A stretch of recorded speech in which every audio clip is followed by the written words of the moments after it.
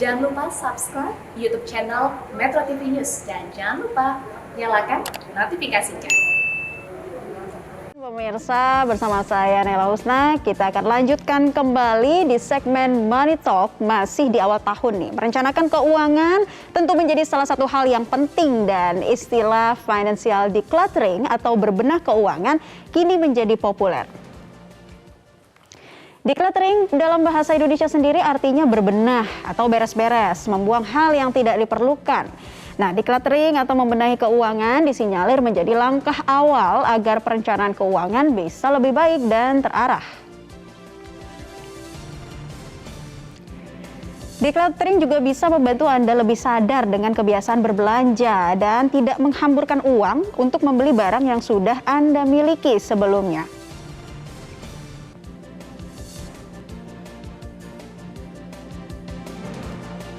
Dalam decluttering kita bisa melihat semua aset yang kita miliki. Seperti apa kita telah memiliki deposito atau reksadana, emas, falas atau hal lain.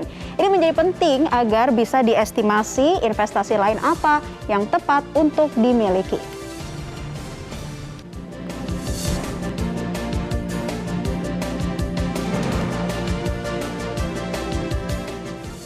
Nah, lantas seperti apa sih pentingnya decluttering untuk perencanaan keuangan? Kita akan membahasnya bersama Safir Senduk, perencana keuangan. Langsung saja kita sapa. Selamat siang, Mas Safir. Apa kabar? Mas Safir? Halo, Mas Safir. Selamat siang. Bisa mendengar suara Naila di studio? Selamat siang. Nah, decluttering ini menjadi populer. Ide awalnya justru membenahi barang-barang yang tidak diperlukan. Namun apa sih sebetulnya secara lebih spesifik berbenah atau decluttering keuangan? Ini seperti apa saja contohnya, Mas Safir? Ya, pada prinsipnya decluttering itu adalah istilahnya itu bersih-bersih ya. Bersih-bersih artinya adalah kalau misalnya kita melihat keuangan kita, kalau kita lihat neraca kita melihat aset kita, biasanya coba dilihat apakah ada aset-aset yang berlebihan di aset konsumtif misalnya, itu yang pertama. Nah, kalau aset konsumtifnya berlebihan, sementara mungkin aset investasinya agak kurang, bagaimana kalau dibalik? Pada saat ini misalnya ya mungkin pelan-pelan aset konsumtifnya itu pelan-pelan bisa dikurangi. Karena jangan lupa, aset konsumtif itu membuat kita keluar uang lebih banyak setiap bulannya, membuat kita keluar uang lebih banyak setiap tahunnya. Itu yang pertama. Kemudian lihat juga adalah mungkin kita punya aset konsumtif yang memang nggak bisa dihindari. Misalnya aset konsumtif yang mungkin berhubungan erat dengan pekerjaan kita misalnya ya. Kemudian juga kita tambah lagi aset investasi kita. Kemudian yang kedua itu juga adalah soal pengeluaran. Lihat dalam sebulan apakah kita terlalu banyak mengeluarkan uang untuk pos-pos yang ternyata tuh nggak penting-penting amat ya pos-posnya ya, gitu ya. Pos-pos yang nggak penting amat itu misalnya apa? Mungkin makan di luar yang terlalu banyak, yang mungkin agak berlebihan, yang mungkin tidak terlalu menunjang produktivitas. Misalnya seperti itu. Saya tidak katakan orang yang makan di luar itu berlebihan, tidak gitu. Tapi coba lihat apakah ada pos-pos yang mungkin terlalu banyak kita keluarkan dan memang tidak berhubungan dengan produktivitas atau tidak berhubungan dengan hal-hal yang memang penting buat kita. Mungkin kita bisa perbanyak hal-hal yang berhubungan dengan misalnya produktivitas atau hal-hal yang misalnya berhubungan dengan hal-hal apa misalnya ya, berhubungan dengan sesuatu yang memang kita butuhkan. Misalnya kita ikut kursus lagi misalnya, atau hal-hal seperti itu. Dan biasanya decluttering ini juga berhubungan dengan sekarang mungkin lagi tren namanya frugal living. Jadi hidup ke arah di mana orang ingin mengeluarkan uang dengan lebih cermat. Kurang lebih decluttering itu seperti itu. Oke, jadi konsepnya kita harus tahu dulu dari decluttering ini berbenah-benah ya, apa saja pos-pos yang tidak penting atau yang dirasa kurang penting, kemudian kita bisa asetkan pos-pos itu ke keuangan yang lebih penting lagi. Tapi kalau untuk tahap awalnya nih, Mas Safir, seperti apa sih atau apa yang harus kita lakukan dengan kebiasaan kita yang sudah lama ini, kebiasaan buruk yang sudah sekian lama, kemudian harus dikuburnya bagaimana agar kemudian kita bisa mulai dari awal lagi berbenah dalam keuangan? Sebenarnya cukup mudah. Yang pertama adalah menyusun kembali laporan keuangan kita sendiri. Nah, yang namanya laporan keuangan itu ada dua macam. Pertama yang namanya neraca, yang menggambarkan mengenai aset yang kita punya, utang yang kita punya, itu yang pertama. Kemudian yang kedua adalah laporan yang menggambarkan berapa uang masuk dan uang keluar kita setiap bulannya ya. Kalau kita bicara uang masuk dan keluar setiap bulannya, tentu ada yang namanya penghasilan, ada yang namanya pengeluaran. Nah, dari situ bisa kelihatan aset kita tuh seperti apa, kita mungkin terlalu banyak punya aset-aset yang mungkin nggak penting-penting amat, yang membuat kita terpaksa mengeluarkan biaya pemeliharaan mungkin setiap setahun sekali. Kemudian yang kedua juga kita bisa lihat juga hal-hal yang berhubungan dengan pos-pos pengeluaran apa yang mungkin kayaknya ini berlebihan ya kita keluar ini. Kita keluar uang buat ini juga agak berlebihan. Nah dari situ bisa ketahuan. Jadi sekali lagi yang pertama adalah menyusun kembali laporan keuangan kita. Kemudian yang kedua adalah dengan menyusun laporan keuangan itu, dari laporan keuangan itu kita bisa coret-coret mana yang bisa kita bersihkan, yang mana yang bisa kita stop, dan pengeluaran mana yang mungkin kira-kira kayaknya kita nggak bisa stop sekarang, masih bisa stop tapi tahun depan lah, seperti itu ya. Salah satu contohnya adalah kalau Anda lihat saat ini pengeluaran kita untuk digital itu luar biasa banyak loh setiap bulan ya. Beberapa orang ada yang mengeluarkan uang pengeluaran digitalnya bisa sampai 2 juta sebulan, 2,5 juta sebulan untuk pengeluaran digital saja ya. Pengeluaran digital saja itu bermacam-macam, dari mulai layanan audio, layanan TV, dan lain sebagainya, itu sangat banyak. Dan ini hal-hal yang mungkin kita bisa tahu hanya dengan menulis dulu di mananya. Setelah ditulis, kemudian kita coret-coret di situ, kemudian kita ambil keputusan mana pos-pos pengeluaran yang ingin kita tambah, mana pos-pos atau aset-aset yang nggak begitu penting yang ingin kita coret. Bahkan siapa tahu ada aset-aset yang mungkin nggak begitu penting yang bisa kita lepas, 1, 2, atau 3 barang yang mungkin bisa kita lepas, dan hasil uangnya bisa kita gunakan untuk menambah dana darurat kita misalnya. Baik, jadi memang harus punya niat yang kuat dulu ya nih Mas Safir sebelum kita memutuskan untuk menggunakan digitalisasi ini untuk belanja atau kebutuhan berbelanja yang impulsif. Nah, kalau Mas Safir sendiri melihat bagaimana dengan hutang begitu? Katakanlah orang-orang yang punya gaji, tapi gajinya cuma numpang lewat nih, buat bayar cicilan kartu kredit, buat bayar pay letter, belum lagi hutang-hutang yang lain. Nah, ini gimana akhirnya harus declutteringnya? Bukan saya loh yang curhat, tapi ini kebanyakan warganet mengalami hal yang kayak gini. Yang lucu adalah seringkali Anda bertanya itu pada saat utangnya udah diambil gitu kan. Pada saat utangnya udah diambil. Nah, kalau misal utangnya belum diambil mungkin masih sedikit lebih mudah. Dan kita bisa katakan bahwa utang ini penting, utang ini nggak begitu penting. Atau kita katakan bahwa utang ini diambil nggak apa-apa karena utang ini berhubungan dengan produktivitas misalnya. Anda membeli alat-alat yang berhubungan dengan produktivitas masih nggak apa-apa. Nah tinggal kadang-kadang ada sebagian orang yang mungkin pos-pos utangnya atau punya pos-pos utang yang kadang-kadang terlalu banyak yang kalau di total jumlahnya seringkali mengganggu pengeluaran dia.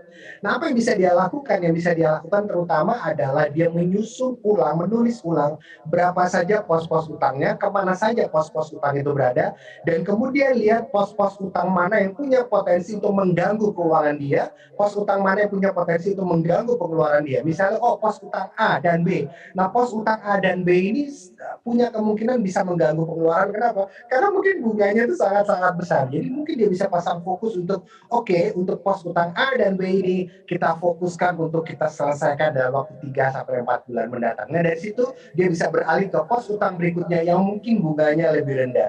Jadi pendekatan yang bisa dilakukan adalah melihat dari bunganya, dan pendekatan kedua yang kita bisa lakukan adalah lihat juga kepada siapa kita berutang.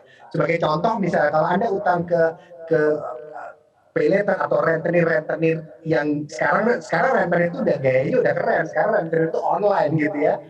Kita bisa prioritaskan dulu. Kenapa? Karena biasanya rentenir online ini, dan kadang-kadang mereka legal juga ya, itu bunganya cukup besar ya. Kalau kita tidak prioritaskan untuk dibayar, repot juga ntar hidup kita.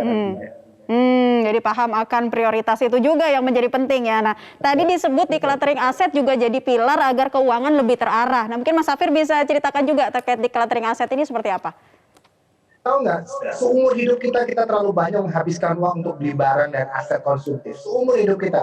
Kalau Anda ingat pertama kali Anda kerja umur 19 tahun, 20 tahun, 21, 23, 25, kita mulai dari beli elektronik, kita beli TV, beli ini, beli itu, beli ini, beli itu. Kemudian kita melakukan upgrade terus-menerus. Secara tidak sadar umur 55 tahun, selama 30 tahun kita bekerja, kita menghabiskan banyak sekali uang untuk beli aset yang ternyata 95% itu konsumtif. Nah, mumpung yang nonton acara ini katakan saja masih banyak yang anak muda, masih banyak yang usia muda, lihat kembali nomor 1, stop membeli aset-aset konsumtif. Aset konsumtif Anda sudah cukup, Anda sudah punya handphone lumayan bagus, Anda sudah punya kendaraan kalau yang sudah punya, dan lain sebagainya. Stop. Stop, fokus membeli aset investasi, tidak lagi membeli aset konsumtif yang tidak begitu penting untuk dibeli, apalagi banyak orang membeli aset konsumtif yang sebetulnya dia nggak butuhkan amat, tapi dia beli karena pertimbangan tuntutan lingkungan, karena pertimbangan tuntutan lingkungan, pertimbangan sosial media, karena bagi beberapa orang, lucu juga nih kalau saya beli barang ini atau barang itu, saya foto masuk sosmed, lumayan, saya dapat set bisa dipandang lebih baik oleh teman-teman saya gitu ya.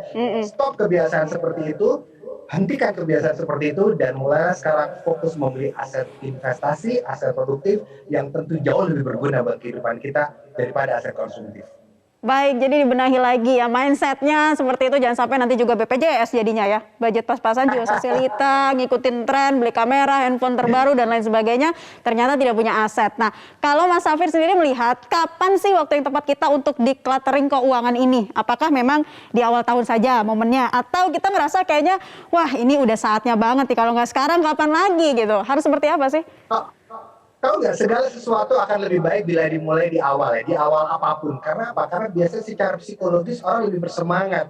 Seperti yang selalu kita dengar kata-kata setiap kali tanggal 30 Desember, 31 Desember, orang selalu ditanya, orang selalu nanya sama temannya, kamu apa niatan untuk tahun 2022? Kamu apa niatan, resolusinya apa, dan lain sebagainya. Dimana sebetulnya itu nggak terlalu pengaruh-pengaruh amat, tapi biasanya setiap awal periode selalu ada semangat-semangat seperti itu. Dan buat saya, Februari 2022 ini masih termasuk awal tahun. Jadi kalau Anda tanya sama saya, apa yang sebaiknya kita lakukan atau kapan sebaiknya kita melakukan decluttering ini, Februari ini itu masih oke. Ini masih termasuk awal-awal 2022. Kalau mau dicari lagi awalnya, ini termasuk awal dari tahun baru macan air.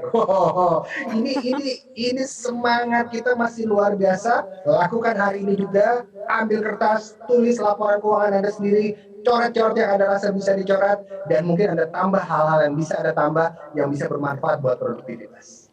Oke, nah ini Mas Safir penting banget nih untuk ngedukasi teman-teman yang lagi nonton sekarang, terutama anak-anak milenial. Jangan sampai nanti hasilnya aset konsumtif saja yang tidak berguna. Nah, bagaimana kemudian Mas Safir ingin kembali mensosialisasikan atau mengedukasi teman-teman milenial lainnya agar ayo kita sudah mulai harus berbenah keuangan nih untuk kedepannya. Silakan.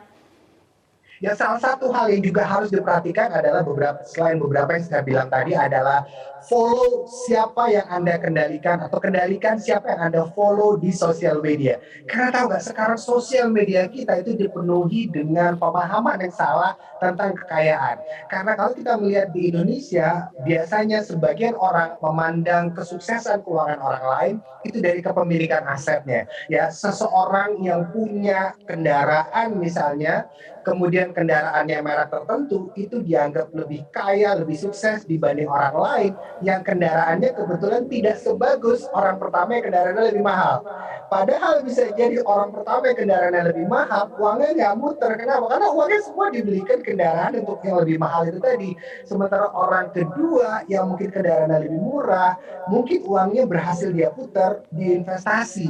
Jadi kendalikan siapa yang kita follow di sosial media untuk kita bisa menjaga pikiran kita dari paradigma yang salah terhadap kekayaan. Bahwa kekayaan sebetulnya tidak diukur dari kepemilikan aset Anda, tidak diukur dari kepemilikan aset konsumtif Anda. Makin banyak aset konsumtif Anda, makin kaya Anda, tidak. Tapi diukur dari investasi, itu yang pertama. Kemudian yang kedua adalah supaya generasi muda bisa dengan baik melakukan decluttering itu, saya pikir juga adalah konsistensi ya. Kalau Anda lakukan tahun 2022 ini, Februari ini dilakukan, apakah kita bisa terus melakukan hal yang sama pada bulan Maret, pada bulan April di masa yang akan datang? Saya tahu sih awalnya susah, tapi seperti banyak orang bilang, kalau kita nulis pakai tangan kanan, coba sekali-sekali nulis pakai tangan kiri. Emang aneh sih, tapi biasanya hari ke-21 masih aneh juga, tapi hari ke-22 rasanya udah nggak aneh lagi, kita sudah bisa menyesuaikan diri. Jadi yang paling penting menurut saya adalah apakah kita bisa melakukan decluttering itu secara konsisten. Nah, itu penting ya, harus dicatat dari mulai sekarang, keluarkan kertas, mana catat kebutuhan yang penting dan tidak penting. Mulai lagi kita berbenah keuangan agar keuangan kita lebih terarah. Terima kasih Mas Safir Senduk telah memberikan pencerahan. Semoga juga yang dengar kali ini termasuk saya juga bisa langsung berbenah ya setelah ini. Terima kasih sekali lagi Mas Safir. Terima kasih.